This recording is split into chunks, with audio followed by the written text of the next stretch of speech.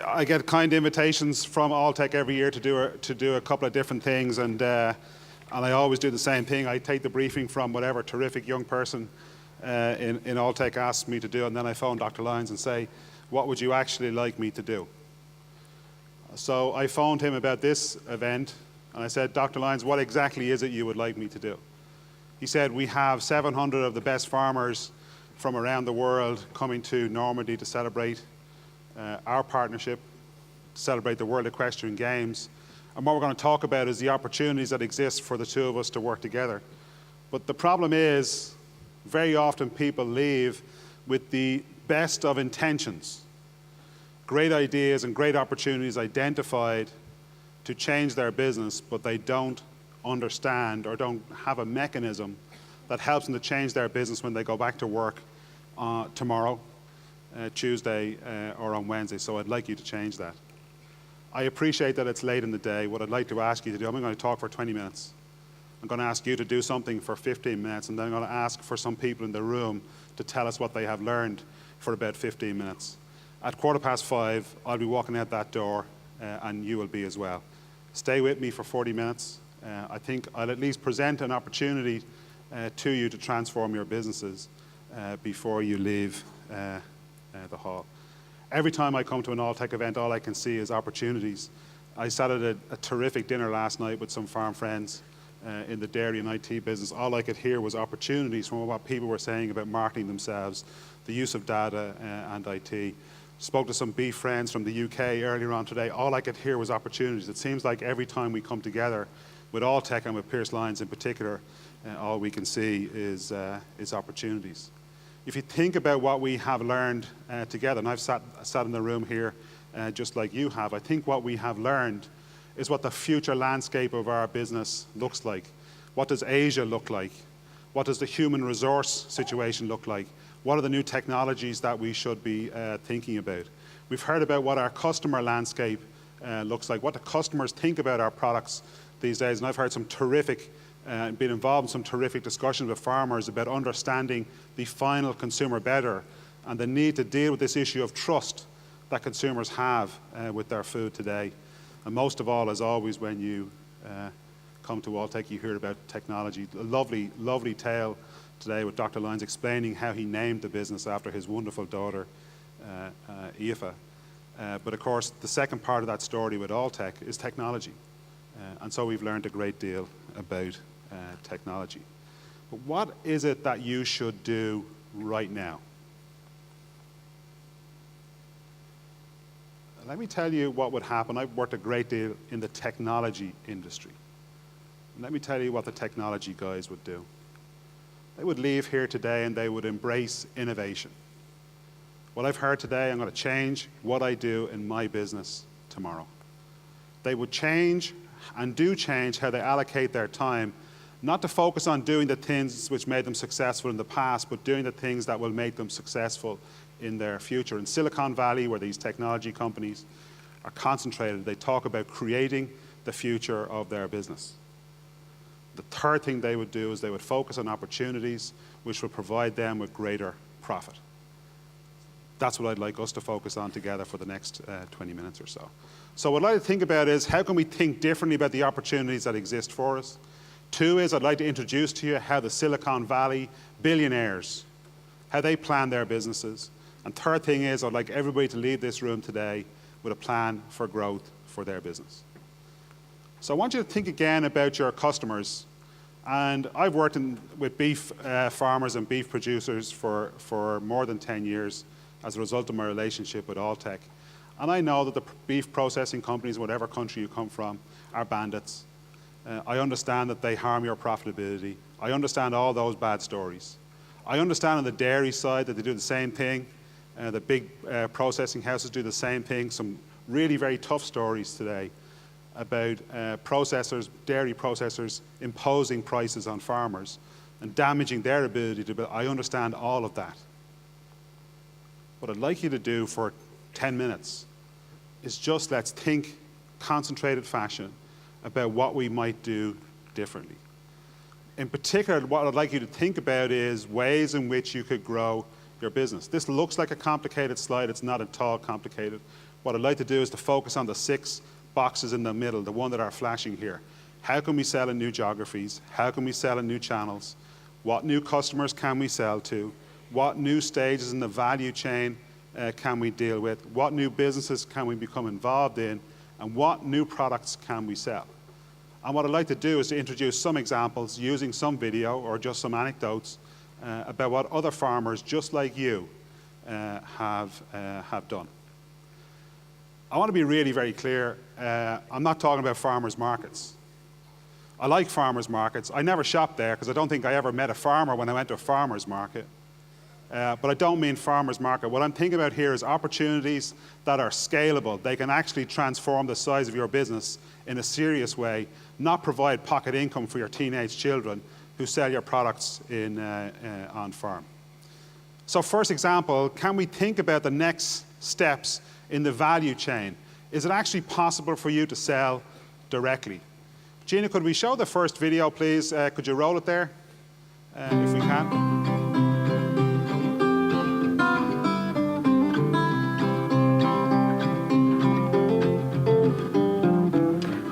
On the sun, this time tomorrow, fly, walk or run, but this time no sorrow.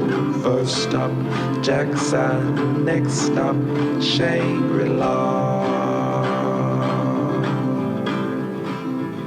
And I cannot wait to see the expression on the face of my sweet Lord.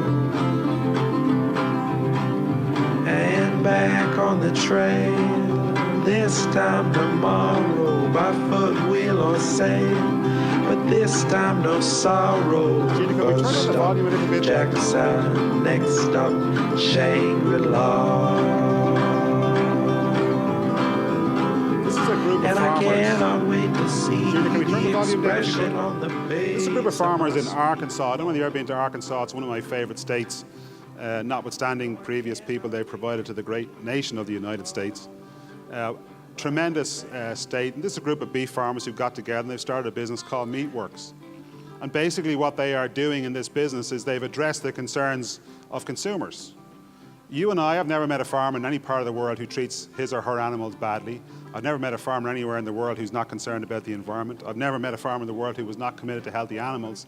The problem is consumers don't believe that that's the case. What these guys done is they've got together and they've put together this branding campaign. I don't think it's particularly effective. If anybody in this business is from the room, we'd be happy to offer some advice or experiences from elsewhere. But they have got together, they've set up this fully traceable beef business, and now they sell directly through their own chain of retail stores directly to the consumer. Guess what? They are not being rolled over by packers. They're not being rolled over by retailers. What they're doing is they're getting a premium for their beef, getting a good return on their investment for their family and for their farms. They're building a franchise with their customers by selling directly. Thanks, Gina.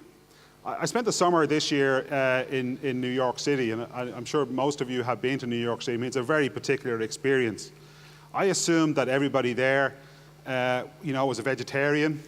And voted for the Democrats, and was a left-leaning kind of person. Most of that is true, but you know what? They're not vegetarians.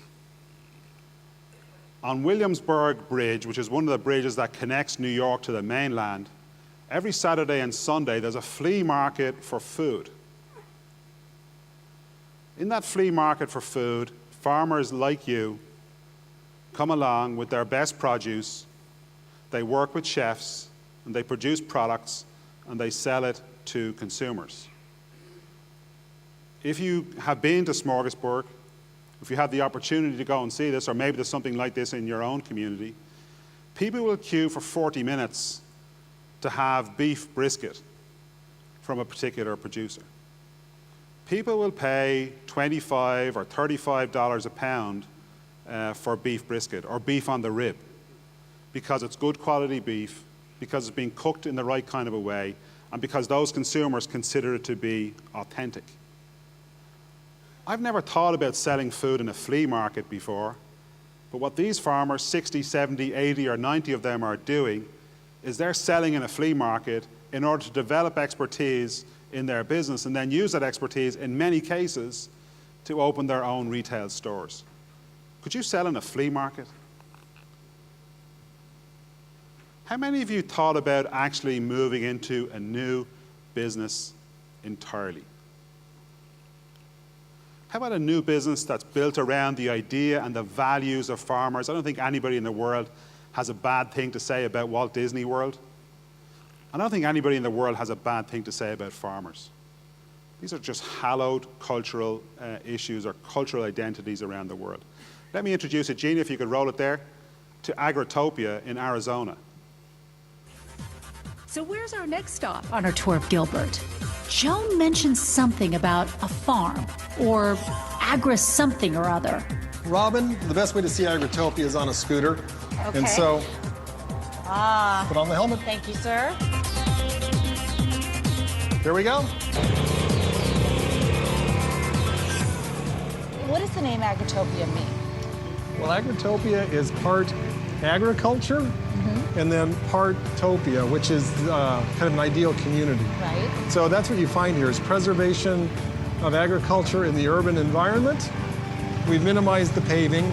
We've encouraged pedestrians. And then also, it's designed so that, hey Pat, it's designed so that you can have your own business in the community. There are currently about 450 homes on this 160-acre development, all of which used to be farmland. There is also a private K through 8th grade school, a community center, and plans to build a senior center on this dirt lot. Oh, what do you see over there? Oh yeah, that's our community garden. I love this. Now, what's this Gina, one could you over turn down the here? volume So we a have little bit, citrus please? over here, Robin, blood oranges, everything that you can think of, navel oranges. This is a then new there's some idea peaches right in there. real estate, property management. The idea is that people like the idea of living on a farm. So why don't we build housing and then put a farm at the center of it? And why don't we use the produce from that farm, the produce, the vegetables, the fruit, and the animal protein to supply the people who live in this area? I cannot think of a more tremendous way to guarantee the future of a farming business than think about something like this. I think for me it's a totally new idea. These developments are springing up all around the United States. 7, 8, 12 different developments, all with the farm at the center, the farm being the core business at the center, and then selling into these 500 or 600 families that surround their area. Let's cut it there, Gina, if we could. I'll move to the next slide, if that's okay. So it's an opportunity for us to be in a new business entirely. How many of you thought about moving into new geographies? There's a lot of negative vibe in the media right now about China, about the opportunities that exist in China. I go to China 6 or 8 times a year, and I can tell you that there are enormous opportunities there. There's 1.2 billion people who live there, and 300 million of those people have their needs met. 900 million of them have not had their needs met, and they still want to buy what it is that you have to sell. Why are you not selling there? Last year, I had one of the most tremendous privileges in my entire life, which is to visit Costa Rica. And there I visited a dairy co-op. Dairy farmers just like you, small co-op business, large co-op business, I'll give you that. I don't know if there's anybody here from Dos Pinos. And they have challenges in the Central American market, challenges from retailers, challenges from new competitors entering the market.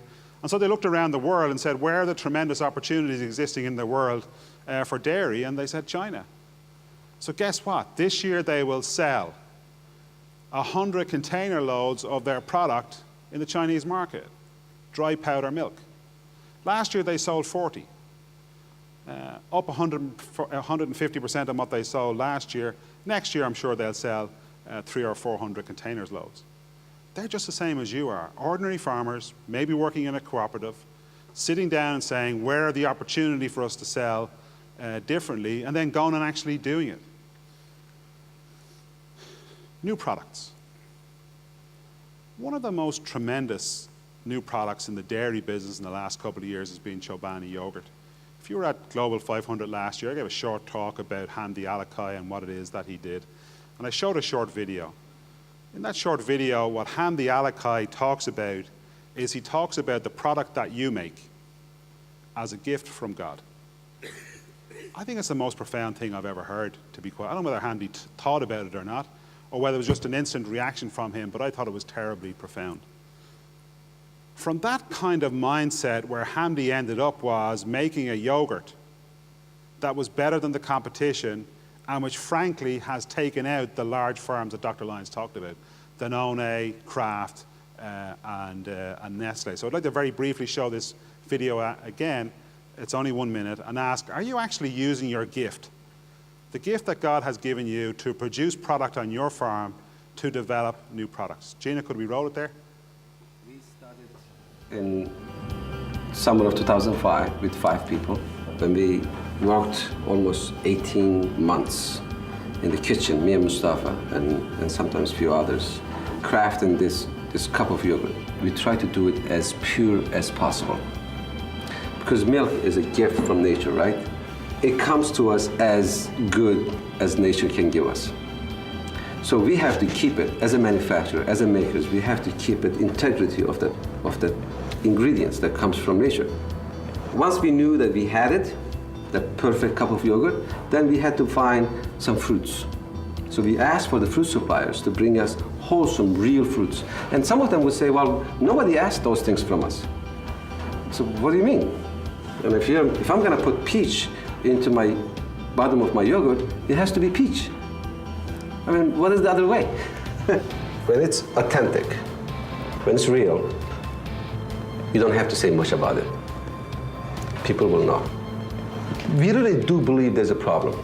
These large corporations, where they have plants, they have people, they have resources, and simply refusing to make the perfect cup of yogurt. Everybody should be able to enjoy a real good, simple yogurt. And that's what Chobani is. I love that video. I think I watch it about once a day, because it reminds me what the food industry is all about. It reminds me what each of you is about. And that is about having authentic food which is good for people. Hamdi Alakai, like me, is a peasant.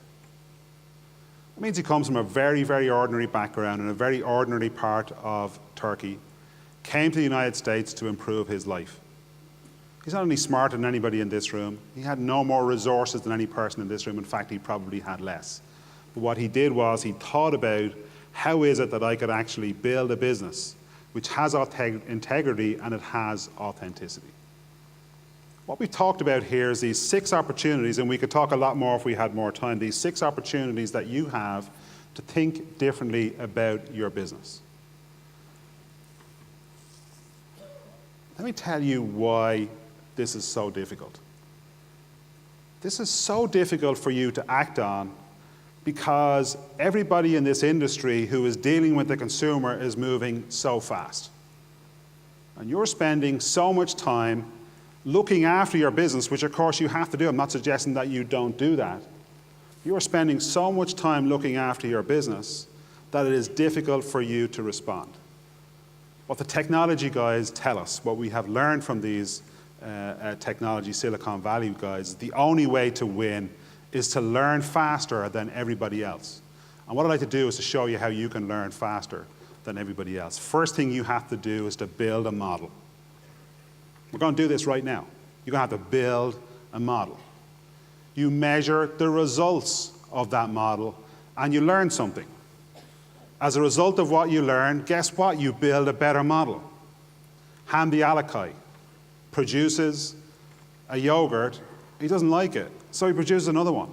It took him 18 months to develop a yogurt, Chobani yogurt, which now, of course, today is a leading Greek yogurt in the United States. Build, measure, learn. Build, measure, learn. Everybody in this room can build, measure, learn, and improve their business as a result of that. Everybody in front of them has got this farm blueprint strategy canvas. It's in front of you. Has everybody got one? Anybody not got one? Would like to have one? Okay. So what the idea with this strategy canvas is that you complete it in 20 minutes and you develop a plan to increase the size and the profitability of your business. Let me talk very quickly through each of the elements, and then we'll try and do it in the room. Here's what it looks like. Okay, if you can read that from where you're sitting, God bless your eyesight. I cannot read it from here, so I'm going to show an increased sized one. First box we look at is box 1. You'll notice there are 2 box 1s. I'm looking at box 1 on the left-hand side. Box 1 says, what are the 1 to 3 big customer problems that I plan to solve? And then how do currently, as just Benita said, how do customers currently solve these problems? I want you to think about the people who consume your products today. I want you to think about the problems that they see with the food. Not that you see with the food, that they see with the food. And I want you to think about how they currently solve these problems. And then I want you to think about, how could I solve those problems? Hamdi Alakai ate yogurt in the United States with his dad. His dad said, this is terrible yogurt. Son, you should produce a better yogurt. He set out to solve that problem, his challenge his dad gave him. As we go along, make notes on your worksheet. Second customer is over on the right-hand side of the sheet, so look over on the right-hand side of the sheet. Who are you going to sell this new product to? So you have a product idea. Who are you going to sell it to? And then I want you to think about your first customer. Why should that first customer buy from you? Don't think about why should everybody buy from you. Think about the first person who'll buy from you. And if you can't think of any better reason than it's my wife's sister or my brother's mother-in-law, why don't you think about a different idea? So who will your first customer be? Why will this first customer buy from you? And make some notes on your worksheet as we're going along. Number 2, the unique value proposition. I wanted to wait till Dr. Lyons was out of the room to use this word. This is a fancy Dan business school word that we use. And basically what it means is, what is the one big reason why any customer would buy my product and not the competition's? So the one biggest reason, not the 20 reasons, the one biggest and most important reason why customers will buy your product and not somebody else's, make a note on your worksheet as we go along. Customer solutions. So by now we have some idea about what it is we're going to sell and what are the problems that we're trying to deal with. How does this actually solve our customers' problems? Don't say how it's going to solve your problem to make more money or to have a more sustainable business. How does it solve your customers' problems? Make some notes on your worksheet. Number 4, Dr. Lyons talked about I love ice cream. I won't make any further comment than that. But my favorite ice cream in the whole world is Dippin' Dots. It is the most magnificent ice cream I have ever tasted. The reason why everybody in this room is not eating Dippin' Dots on a regular basis is they could not solve this problem of channels. How are we going to get this product out to sell everybody? The distribution strategy was only through amusement parks. It's not big enough for us to be able, we don't have any amusement parks in Ireland, for example, so we don't have any Dippin' Dots. So how is it you're going to sell to your customers? Are you going to sell online? Tremendous opportunities for us to sell online today. Are you going to sell through retailers? Has lots of good things and bad things to say about them. Are you going to sell through a farmer's market to get started? Make some notes on your worksheet about how you think you might actually be able to sell your product. The big thing that everybody forgets when they start a new business is that new costs are introduced. They think they can just suck them up into their existing business, but you can't. Write down as clearly as you can, what new fixed costs do you have to take into account? Insurances, equipment, new employees, whatever it is, what new fixed costs do you have to take into account? What new variable costs do you have to take into account? It's rough, okay? We're looking for something rough here, a general sense. Make a note on your worksheet. And the revenue stream size is, where will my revenues come from?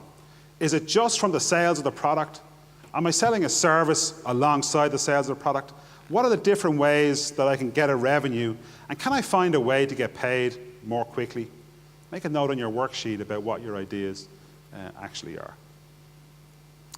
You know the biggest problem that people have with new businesses and new ideas is that they don't know when it is that they're a success.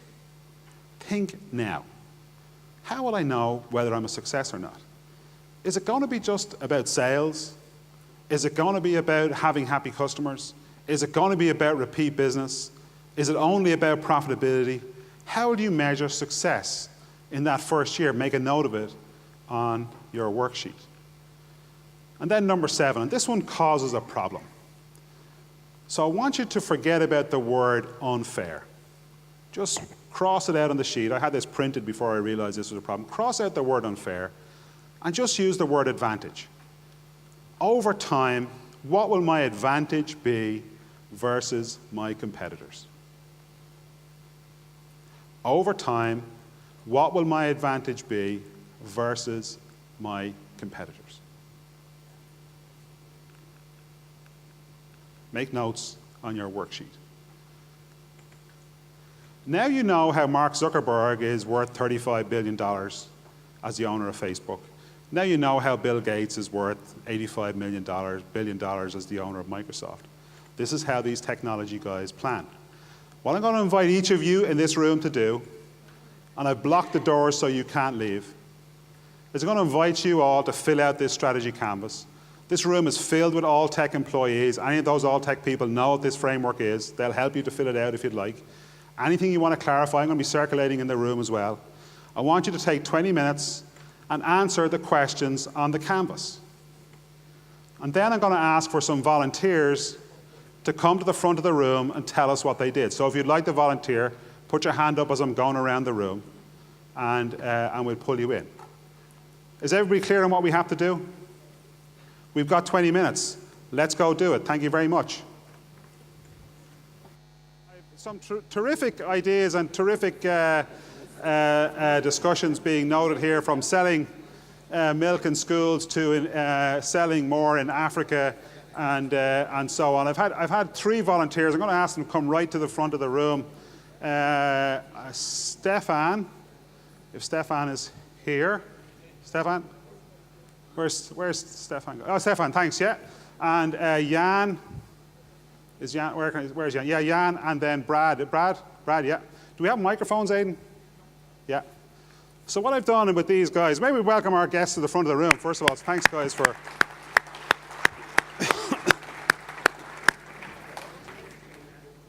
So what I've done is taken a photograph of the blueprints for these guys. Stefan, do you have Stefan's slide? No singing? No chance. No chance. Oh, here we go. Can everybody read this?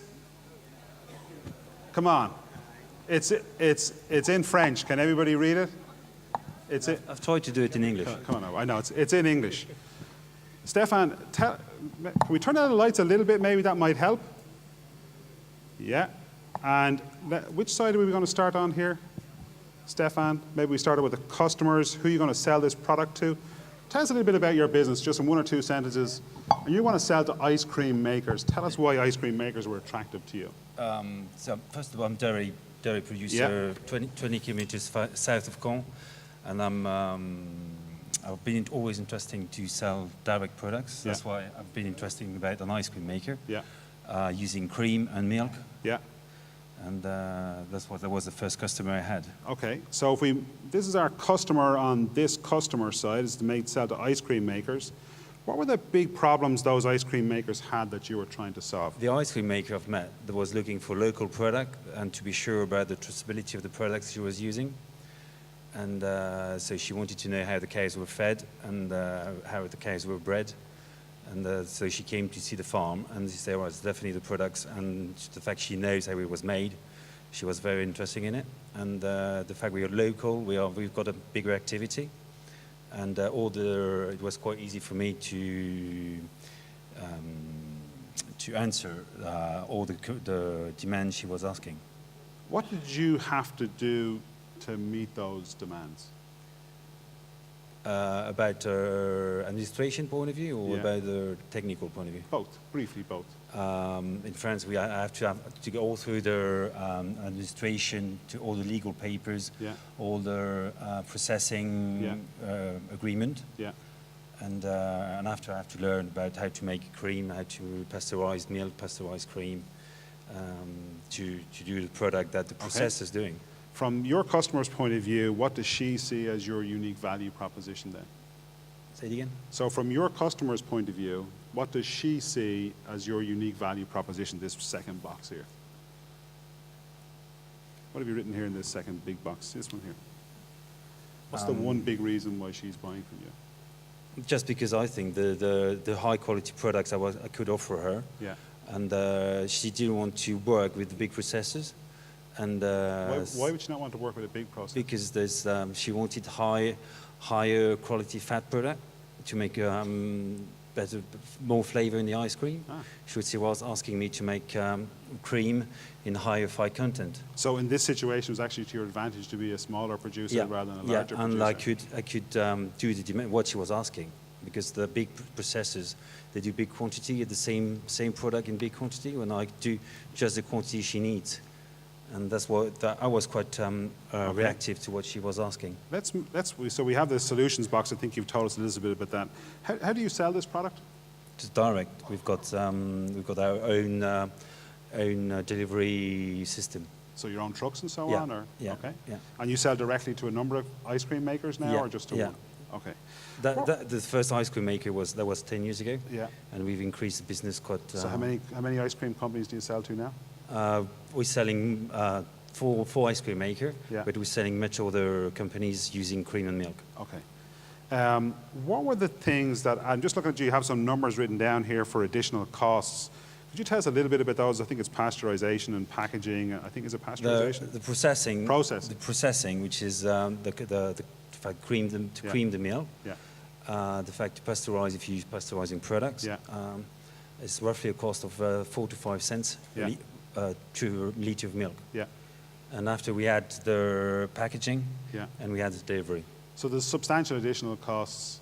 it's roughly 15 cents, 15 cents, 15 to 20 cents in the products I do. Yeah. Okay. But the additional revenue then, what additional revenue do you get for your business as a result of that? The way I think is the milk from my parlour needs to deliver 400 euros a ton to the processing unit, where the So processing. you separate out your business into two parts. Yeah. You still have your farm and you have the processing business. The plan for that, for me, was not to depend on the processors. Yeah. We didn't agree about the meal price, so Yeah. I wanted to have a meal price. I knew how much I could sell it. Yeah. I know my cost, and I know if it was profitable or not. Yeah. So the target, it was to sell to my processing unit 400 euros a ton, and after the processing unit, I have to sell like any processors. Okay. And So you're guaranteeing a milk price of 400 euros a ton to the dairy farm. And the average price in France is, I think, I've heard 350. 350. So it's Yeah. like 15 or 20% premium over. Yeah. Yeah. Okay. And then do you have this? How do you measure success? When they're asking more. And I think success because I'm selling 100% of my production today. Yeah. And I haven't got enough milk. Yeah. And I could have more. If I could have more cows, I could sell more. Are you making tons of money? Mind you in business, we say in France. Ah, okay. What's your unfair No, advantage? Are you happy with how profitable your business is? You're a happy farmer. I am. Ah, that's unusual, right? Because In France, that's like unusual. Dr. Lion, I don't Yeah. work. I just live passion. So it's not work. Okay. I don't work any time. What's your unfair advantage over other competitors? What's your big advantage? I think the size we've got now, we Yeah. can react to any market. Yeah. So that's a big advantage we've got. Did you find it hard to fill out this template? Say it again? Did you find it difficult to fill out the template? No, because the fact what you introduced us before, it was the example I could, the example I've done. Okay. Stefan, thanks very much indeed. So do we have Jan's slide? Jan's Dutch, but living in France. That's interesting, right? Yes, that's right. Okay. This is your one here. Yeah. So why don't you tell us briefly about your business, and then we'll start with the boxes. Yeah. So I'm from Holland. Live in France since 20 years on a dairy farm. So as we are trying to expand our farm since a long time to get more quota, but it was really not easy. And what we can do, we can complaining about the situation and always telling we are not happy with it. So that's the reason we decided to go further in the the genetics. Okay. So you had this idea to sell some genetics. Which part did you start with deciding to sell to particular customers, or did you decide you had a problem, you saw a problem? Where did you start? As we, it was, for us it is like a hobby. We really like to breed good cows and work with nice cows and going to shows. So for us it was we did it already a little bit. Yeah. But we decided to go further in it and to expand to expand our visions. Yeah. To have endless opportunities. As with quota, we will be blocked in number of cows, of number of milk. Okay. And genetics, we can go as high as we will. We can always getting better. So what's the customer problem you're solving? The customer problem, which this is this one here. Yeah. This on this left hand side. That's. Yeah. We decided to go on genetics as we would like go always up and doing better. Okay. What is the problem that the customer saw that you tried to solve for that customer?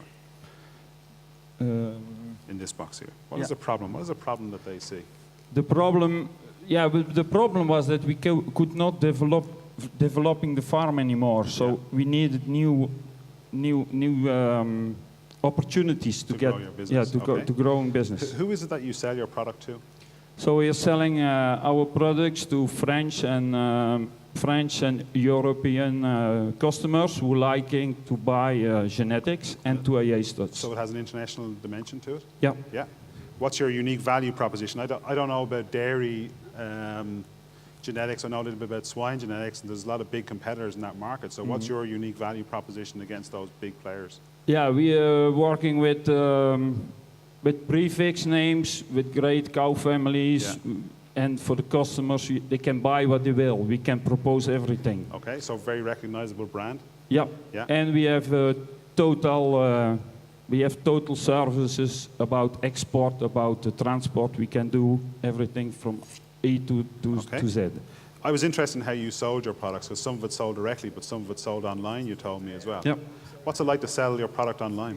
So we, with partners from Holland and stuff like that, we have access to internet sales, so embryo internet sales and livestock sales by internet. All right. Additional costs? We made an investment in the beginning around 20,000 euros. Do you think is that a lot of money for a dairy farmer? It's quite a lot of money. Yeah. But at the moment we're still investing our money we make with the genetics. Okay. And what are the revenue streams that you have then? So trying to sell most bulls as possible. Yeah. To AA studs. Yeah. And selling embryos. So you actually sell the animals? Yeah, and selling embryos. And the embryos as well, okay. How do you measure success? That was an interesting one as well for you, I thought. Yeah, it's starting, the sales are growing, and we're trying to do more, and we do live sales as well, and it is going better and better. Are you making money yet? Are you making profit yet? Yeah, we're making profit, but we are still growing our business. So at this point, it's more about growth than about profitability. If you had to think about your long-term advantage, what would that be versus these big competitors? I think as we are proposing total services about exports, transport, we can do everything. Yeah. So it's hard, maybe hard for somebody else to come on the same level. One of the things I think is noteworthy, and you had Stefan had a smaller page, you had the bigger page, is how succinctly and easily communicated your plan is on this page. Do you find it easy to fill it out? Yeah, we have to find something, but it is not. It is more as a thing we already did in the past, so it is not a totally new plan. Yeah, and thanks very much.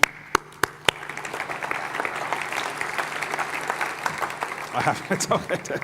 Dale has shown me his name badge. He thinks I've forgotten his name, but I'd actually like to also acknowledge his wife Mary here, he told me earlier on is the brains of the operation, and Mary is here as well. Thanks, Dale and Mary, for helping us out here. This is. We've written Brad on this for some reason, Dale. So that's my writing as well. So my apologies for that. So tell us a little bit about your business then. Okay, we're like you said, my wife and I own a feed yard in America, Gage, Oklahoma. We started it in 2000, just ourselves, with with very little cattle, 600 head of cattle, and now we have a capacity of 7,000. We started exporting with Japan in 2006. By 2012, we was exporting What are you exporting? beef. Live or carcass? No, carcass. Very nice. And Okay, then yeah. by 2012, we started exporting to Europe and Spain and Japan, and we do a lot of domestic beef as well. So in this number one customer box over here on the right-hand side of the page, who would I sell this product to? You decide you're going to sell it to customers globally. Globally and domestically in a high-end product. What was the problem that these customers had that you wanted to solve? To make a consistent product that the customers know is going to be consistent, and educate them on the consistency of the product, the safeness of the product, and then the trust that they're going to get a consistent product from us. So I think one of the big problems with beef is you can go to the same butchers in 2 days in a row and buy, seemingly exactly the same piece of beef, and of course when you get home it's different. What is the unique value proposition then? This consistency, is this what it is, or what is the value proposition to the customer that you have? It's having a consistent product, so to speak, a branded product, but a consistent product that our customers provide us with the cattle, Yeah. and we track them to make sure that they are consistent, and then we can turn around and sell that product to the consumer as being a consistent product because we have done the work to make sure that that is consistently year How after do you year achieve the after year. consistency?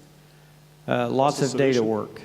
So if you think about this customer solutions box here, this is all about data management. It's data management. Now- We spend weeks and years and benchmarking cattle and doing individual carcass Are you a data. technology genius or one of these No. computer whiz kids? So No. what technology do you use? I know how to run an Excel spreadsheet. So the same one you might do farm accounts on? Yes, and I will not upgrade because I still like the old version. Okay, all right. And how do you sell this product?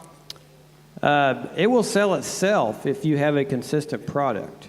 But I sell Just it like locally. Andy Alakai said about the yogurt, these things will Yes. sell themselves if they're good Yeah, enough. they'll sell themselves.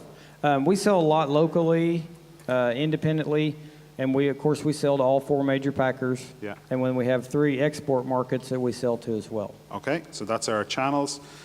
Does this cost you a lot of extra money to do this? I mean, this must be really expensive. No, to do. it really doesn't cost any more money. It's very time.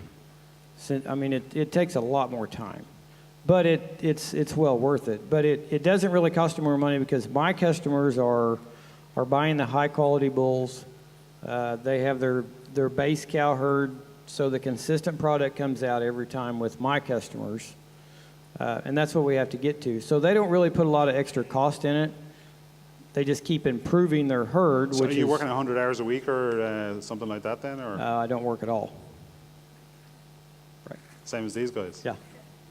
Man, you keep catching me out with that one. But What's the revenue streams here? How do you make money out of this?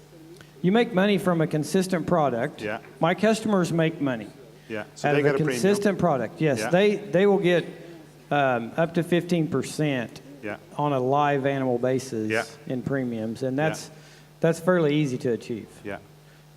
Now, we make money as the feed yard because we have a full feed yard all the time.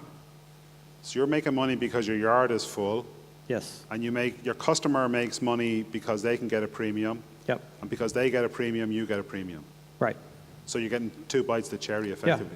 We stay full, which keeps us in business. Customer stays happy, keeps him in business. Consumer stays happy, keeps them buying beef. How do you measure success? Happy customers, happy consumers, and happy feed yards. How do you know whether they're happy or not? If they keep buying product, they're happy. If the customers keep making money, they're happy. If the feed yard makes money, it's happy. I think there's lots of parts of your business which is very interesting, but this issue of advantage I thought was the most interesting because you told me you're willing to tell everybody exactly what it is that you do. Well, that's what my job is, to sell more beef. Everybody's job in here that is in the beef industry is to sell more beef. We can't have secrets. We're all going to do it differently. Yeah. But our end goal is to sell more beef. It is the #1 protein that they can get, that's #1 desired protein. Yeah. So if we push the right technology and the right ways to do it, health-wise, we can sell more product. So if somebody has a really good secret out there, let's get it out there. Because it's good for everybody. Because it's good for everybody. DHA is going to become a big leader in the beef, but Dr. Lyons is not going to hide it and only push it into Alltech beef or whatever brand he wants to. He's going to get it out to the world. So we should share these tremendous We should share these ideas. Dale, thanks very much indeed. And Mary also, thank you. Guys, thanks a lot. Appreciate it. Thank you. So I wanted to give some sense of what, I don't think ordinary farmer is the right kind of word, but I think you can see that these three, in this situation, three men, but a husband and wife team at least that Dale and Mary have acknowledged, have put together in terms of their own business. Very, very simple ideas expressed very, very simply on this strategy canvas. Every person in this room here has the opportunity to do the same thing for their business. As we leave here today, what we're clear on is that we're surrounded by opportunities. All I've heard from our three speakers just now, but also from Dr. Lyons and the different speakers we've had over the last couple of days, is opportunities. We are surrounded by opportunities. There is absolutely no doubt in my mind that farmers are the most skillful entrepreneurs because of their ability to respond to this volatility that exists in agricultural markets around the world. The thing that we need to do, and I think the thing that we learned from our three guests in particular here today, is that we need to think differently about opportunities. We need to think differently about opportunities. We need to think differently about opportunities and to focus on innovation, to focus on profitable growth, and to focus on increasing our sales overall. If you ever wonder why these guys, men and women in Silicon Valley, seem to have these tremendous opportunities to make billions and billions of dollars, because they think in this kind of mindset. And the mindset is, let's build something, let's measure its effectiveness, and let's learn something as a result. What we learn, we build something better the next time around. Everybody in this room can use this to transform their business. When you're completing these blueprint strategy canvases, it's important to complete them in one sitting. The idea is that you have one idea and you write it down, and it only takes 20 minutes. We have some spare copies of the sheets. They're at the back of the room. If you'd like to take one on your way out, you're more than welcome. Thank you again to our guests today, and thank you again for sharing your tremendous ideas with me. It's a privilege for me. Thank you very much indeed. Thank you.